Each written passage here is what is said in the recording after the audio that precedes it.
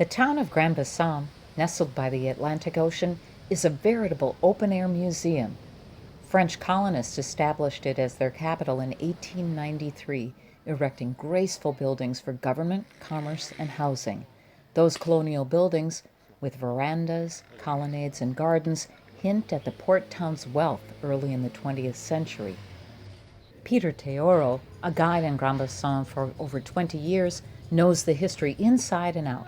He points out a building named for Edouard Blackson, a logger who changed his name from Edouard Aka to make it sound more European and more appealing to European bankers. This pretty building is Blackstone House, marking part of the Ivory Coast commercial history during the colonial period. This was a stock exchange where everything was traded. The colonial architecture and neighboring African fishing village led UNESCO to name Grand-Bassam a World Heritage Site in 2012. The capital had moved from the town in 1896, and then shipping declined. Now, vegetation covers most of the colonial buildings. Many look close to collapse. Rehabilitation is very important to our history. If we lose all our buildings, we no longer have part of Côte d'Ivoire history. And the people who no longer have history are people who are dead.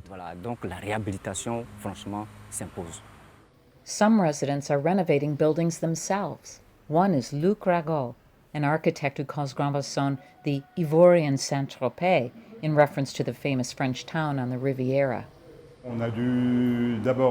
We had to remove everything that fell. The arc existed, and here it was walled up. I wanted to open it up as a showroom. I have created a guest room to accommodate artists who will be exhibiting. I did everything in 2 months. On the ground floor, Ragot's business partner opened La Casse Bleue restaurant in early 2020, just before the pandemic.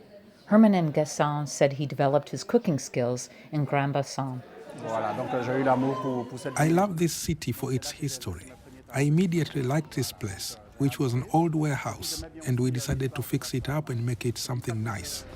Ragot and Gasson hope others will follow their example and give a second life to Grand-Bassam's precious heritage. For Yacine Sio in Grand-Bassam, Carol Gunsberg, VOA News.